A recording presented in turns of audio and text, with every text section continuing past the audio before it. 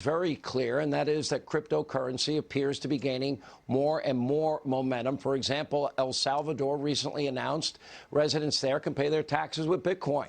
Silicon Valley titans, whether you like his politics or not, CEO of Twitter, Jack Dorsey, he's promoting it as the way of the future. So do you know what a blockchain is? What is blockchain technology? What are the differences between Bitcoin, Ethereum, and a bunch of other cryptocurrencies? What is a Bitcoin wallet? What is an exchange? One thing I can say is that the phenomenon and interest is very real. Here to break it all down, MicroStrategy CEO Michael Saylor is with us.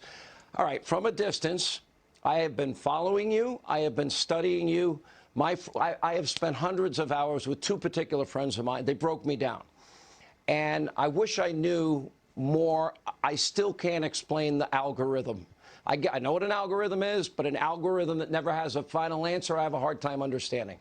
Why don't you break this down simply for people like me that don't fully understand it? Okay. Well, let's start with the basic principle. People came to the United States for two things, property and freedom. And Bitcoin represents property and freedom to 8 billion people. Satoshi created a computer program that would run in a distributed fashion on computers all around the earth. And that program creates 21 million virtual coins in cyberspace. The way it works is he created perfect digital gold on an open monetary network. And so that means if you wanted to save $1,000 and you wanted to have it beyond the reach of a company, a CEO, a government, a bank, and you wanted to have personal custody of it, you could have that with Bitcoin. Bitcoin is a technical solution to give 8 billion people property rights. If I can own $100 in my hand as easily as I can own $1 billion. And we've never had that in the history of the human race. So what does it mean to El Salvador? Well, at El Salvador, you have a bunch of people that don't have a bank, and they don't have assets, and they don't have access to Wall Street. So when their relatives remit money back to El Salvador, they lose 10% of their money through money transfer agents. Once they get the money, they lose 10 to 20% of its value a year because they're storing it in a currency, not in an asset. The exciting thing about Bitcoin is Bitcoin lets you save your money in an asset that goes up in value, and it lets you move that asset at the speed of light all around the planet. And what the president of El Salvador realized is, using the Bitcoin network, they could cut $1 billion of cost in remittances every year to their people. They could put themselves on the world's first digital monetary network. And instead of their people losing 10 to 20% of their value a year and 10% when they move it, they're going to actually make money, and they're going to be able to move that value around for free. Michael, let me ask you this. I mean, because you talk a lot about the history of sound money and other cryptocurrencies, but you really think it's Bitcoin. You think Bitcoin is the breakout for a reason. Why over, say, Ethereum or any other one?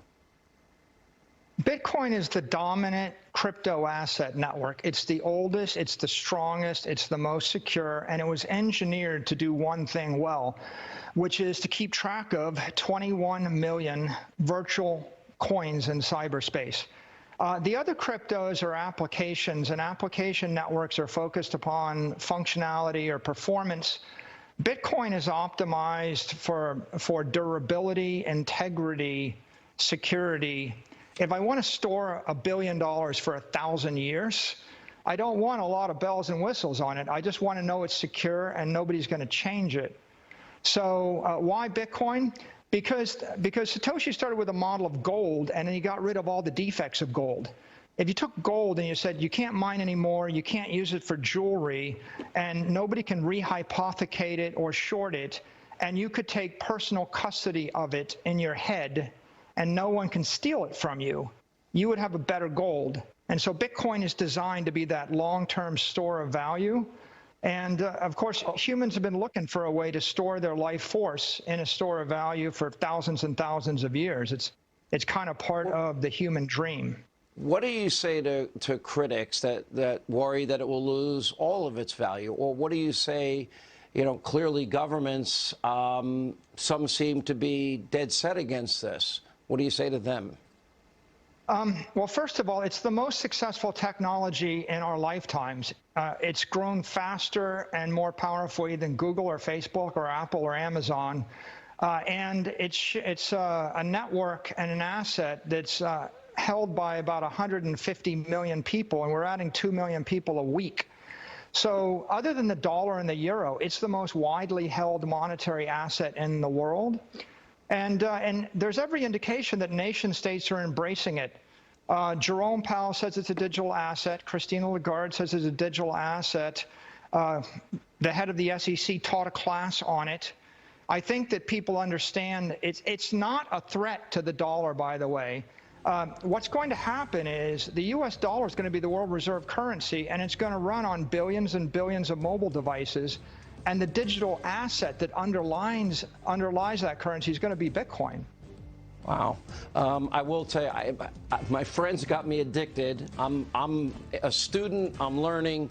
I'm still on the first chapter of sort of like cryptocurrency for dummies, but I can't read enough of it. I love reading your stuff, and we appreciate you sharing it with us. Thank you. Yeah, it's my pleasure.